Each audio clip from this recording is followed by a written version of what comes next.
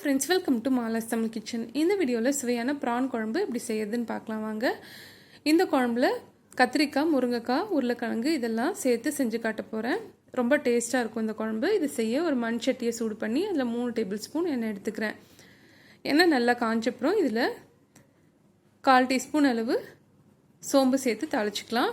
அடுத்து ஒரு பெரிய வெங்காயத்தை நல்லா ஃபைன் சாப் பண்ணி சேர்த்துக்கலாம். இது கூடவே 3 கொத்தளவு கருவேப்பிலையும் 3 சின்ன பச்சை மிளகாயை இந்த மாதிரி பாதியாக நறுக்கி சேர்த்துக்கலாம். இந்த வெங்காயம் ஓரளவுக்கு வதங்கினப்புறம் இதில் 2 டேபிள் ஸ்பூன் அளவு இஞ்சி பூண்டு விழுது சேர்த்து வதக்கிக்கலாம். இஞ்சி பூண்டு விழுதோட பச்சை வாசனை போகிற வரையும் இதை வதக்கிட்டு நெக்ஸ்ட் இப்போ இதில் 2 தக்காளி பழத்தை நல்லா ஃபைன் சாப் பண்ணி சேர்த்துக்கலாம். நான் சாப்பரில் சாப் பண்ணி சேர்த்துருக்கிறதுனால நல்லா ஃபைன் சாப்பாக இருக்குது. நீங்கள் வேணால் மிக்சி ஜாரில் ஒரு அரைச்சிட்டு கூட சேர்த்துக்கலாம். இப்போ இது கூட 2 சின்ன பீஸ் கல்பாசி சேர்த்துக்கிறேன். கல்பாசியை வந்து நீங்கள் சோம்பு தாளிக்கும் போது கூட சேர்த்து தாளிச்சிக்கலாம். நான் மறந்துட்டேன், அதனால் இப்போ சேர்த்துக்கிறேன். அடுத்து ஒரு உருளைக்கிழங்கு, ஒரு கத்திரிக்காய், ஒரு முருங்கைக்காய் இதெல்லாம் சேர்த்துக்கலாம். கத்திரிக்காயை வந்து கொஞ்சம் பெரிய பீஸஸாக சேர்த்துக்கோங்க. ஏன்னா மற்ற காய்கறிகள் வேகிறதுக்கு கொஞ்சம் டைம் எடுக்கும். கத்திரிக்காய் வந்து சட்டுன்னு வெந்துடும். அதனால் வந்து கொஞ்சம் பெரிய பீஸஸாக சேர்த்துக்கணும். அடுத்து இப்போ இதில் ஒரு 25 ப்ரான் வந்து க்ளீன் பண்ணி சேர்த்துக்கிறேன். இதெல்லாம் சேர்த்தப்புறம் நம்ம இதில் மிளகாய்த்தூள் சேர்த்துக்கலாம். 1/2 டீஸ்பூன் அளவு மிளகாய்த்தூள்,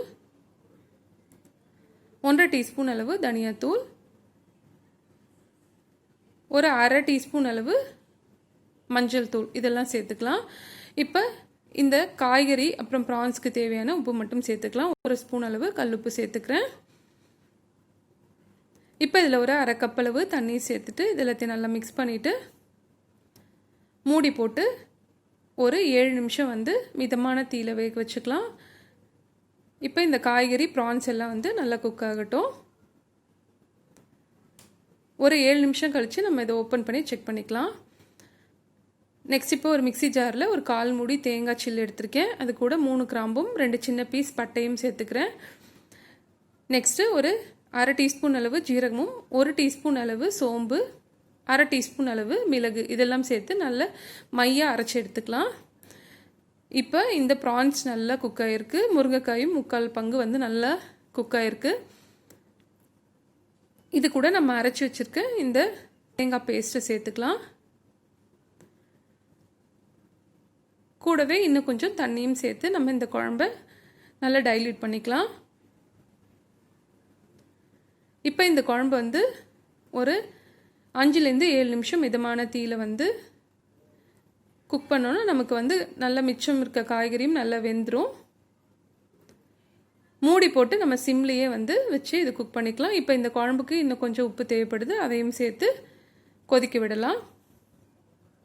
ஒரு 7 நிமிஷம் சிம்மில் வச்சப்புறம் நல்லா வந்து இந்த மாதிரி எண்ணெய் நல்லா பிரிஞ்சு வர்றது தெரியும்.